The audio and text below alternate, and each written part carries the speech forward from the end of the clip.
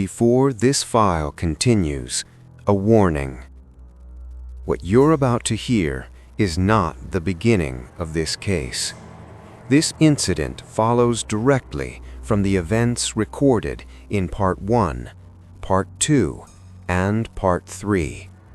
Those files document the first sightings, the first recordings, and the moment the entity was no longer outside. If you haven't reviewed those parts, stop now. Watch Parts 1, 2, and 3, then return.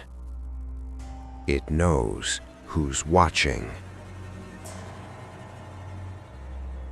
At 4:51 a.m., 3 hours after Emma's scream was recorded, authorities knocked on the door of her next-door neighbor, Mr. Philip Harrow, age 62, retired carpenter, living alone.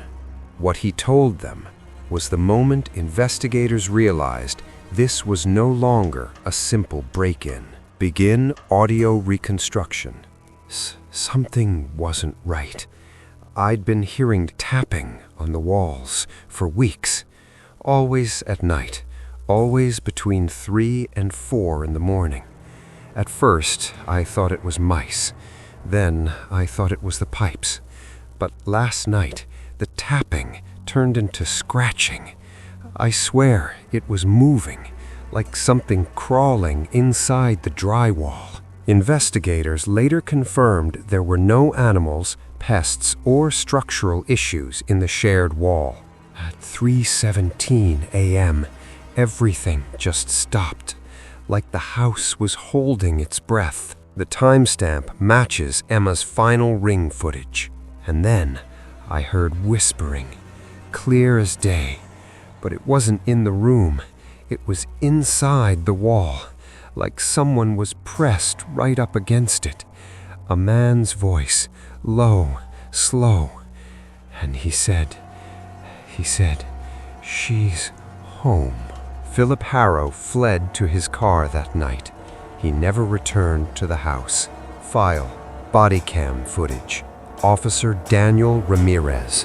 Police bodycam footage from the third responding officer, Officer Daniel Ramirez, was partially corrupted, but the undamaged segments were far more disturbing than expected. Begin visual transcript.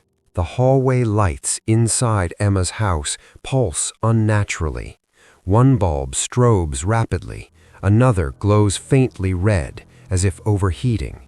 Dispatch, I'm inside the residence.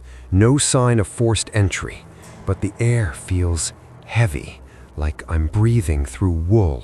For the next 40 seconds, the footage captures only footsteps and his breathing. Pause. At timestamp 4:12:27, he stops. What the hell? The body cam tilts upward. In the ceiling, the attic access panel is open, not broken, not forced, just gently lifted. Dispatch, attic panel is open. I repeat, something heavy drops. Who's up there? Identify yourself. He pulls down the attic ladder. It unfolds slowly. Too slowly. I'm going up. The attic appears empty. Loose insulation, old boxes, dust suspended in the air. Then the camera captures something. A footprint in the insulation, but not human. 3 elongated toes, deep nail marks, spread unnaturally wide. No way. He steps forward. The insulation shifts. Something moves. Not in front of him, behind him. The sound of something dropping from the rafters. Dispatch, I'm hearing, don't turn around. Officer Ramirez freezes. Breathing stops. The camera shakes. He turns. The footage corrupts at the exact moment he completes the turn.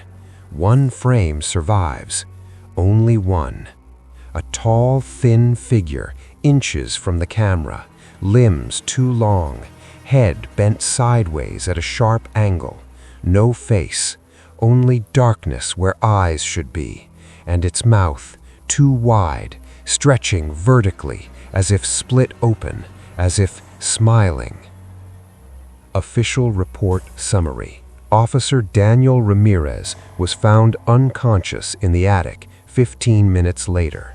He was uninjured, but he was repeating one phrase: "Don't turn around, don't turn around, don't turn around." He has no memory of climbing the ladder, no memory of entering the house, no memory of responding to the call. This concludes Part 4 of the 3:17 a.m. case file. What investigators uncovered next explains why the entity moved through walls and why it no longer needed doors. Part 5 reveals what the figure was waiting for and who it was calling home. If you want to follow the rest of this case, like this video, share it, and subscribe to the channel before the next file is released.